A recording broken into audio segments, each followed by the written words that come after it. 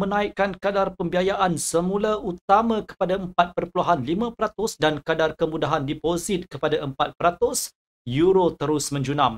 Ini disebabkan oleh ramalan pertumbuhan ekonomi zon euro untuk 2024 yang menjejaskan keyakinan pelabur.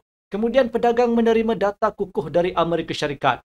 Jualan runcit meningkat sebanyak 0.6% pada bulan Ogos, melebihi anggaran ahli ekonomi yang mencadangkan peningkatan sebanyak 0.1%. Berita tersebut mendorong permintaan untuk dolar Amerika Syarikat kerana ia meningkatkan jangkaan bahawa Rizab Persekutuan akan menaikkan kadar faedah sebanyak suku mata minggu depan. Menariknya, Fed berkemungkinan akan menaikkan kadar apabila ekonomi Amerika Syarikat agak stabil. Data KDNK suku kedua terbukti kukuh dengan pasaran buruh kekal berdaya tahan. Semua ini membolehkan Bank Pusat mengekalkan dasar moneteri yang ketat untuk memerangi inflasi. Bercakap mengenai kawasan euro, keadaan adalah sebaliknya. Ekonomi Eropah berada dalam keadaan lemah manakala kenaikan kadar selanjutnya meningkatkan risiko kemelesetan ekonomi yang lebih tinggi. Kesannya pedagang terus membeli dolar Amerika Syarikat dan menolak kedua-dua euro dan pound British. Sebelum kita masuk ke dalam analisis teknikal, mari kita lihat kalender makroekonomi hari ini. Ia termasuk data tentang harga pengguna di Perancis dan Itali. Pakar ekonomi meramalkan sedikit peningkatan dalam tekanan harga di negara-negara ini. Di samping itu, Menteri Kewangan Eurogroup dijadualkan akan bertemu hari ini. Pedagang mungkin memberikan perhatian terhadap ucapan Presiden ECB Christine Lagarde, terutamanya apabila beliau berkata semalam bahawa pengawal selia berhasrat untuk meningkatkan usaha untuk menurunkan inflasi di tengah-tengah kenaikan harga tenaga baru-baru ini.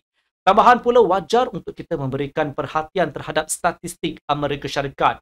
Pengeluaran perindustrian Amerika Syarikat dijangka meningkat sebanyak 0.1% pada bulan Ogos.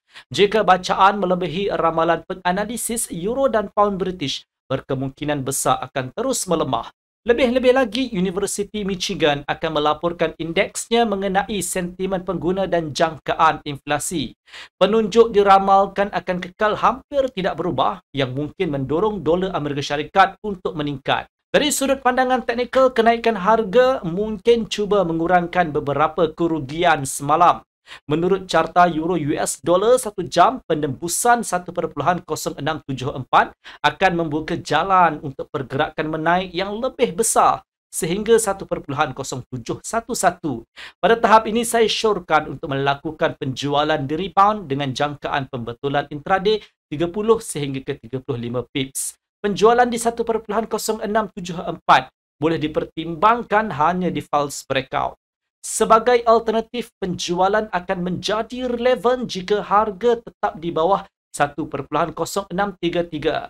Dalam kes ini, euro mungkin akan menurun sehingga 1.0595 dan 1.0554.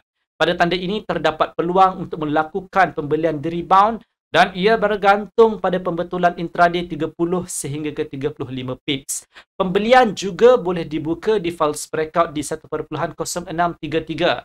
Oleh itu, euro akan berpeluang untuk memasuki pembetulan kenaikan sehingga ke 1.0674. Jika harga menembusi dan bersatu di atas tahap ini, euro mungkin akan melonjak sehingga 1.0711.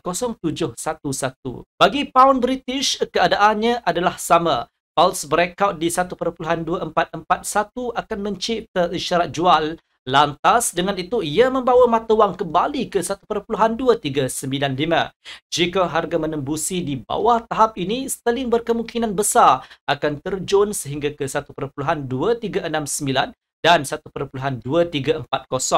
Pada tanda ini, pedagang disyorkan untuk membuat pembelian di rebound. Sekiranya aktiviti menurun di 1.2441, penembusannya akan menolak harga sehingga ke 1.2478.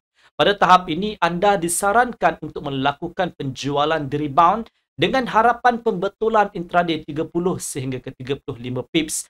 Pembelian terhadap arah aliran boleh dipertimbangkan hanya di false breakout pada 1.2395 dan 1.2369 atau di rebound iaitu di 1.2340. Sekian video analisis dari saya Hafiz Omar dan semoga berjumpa lagi.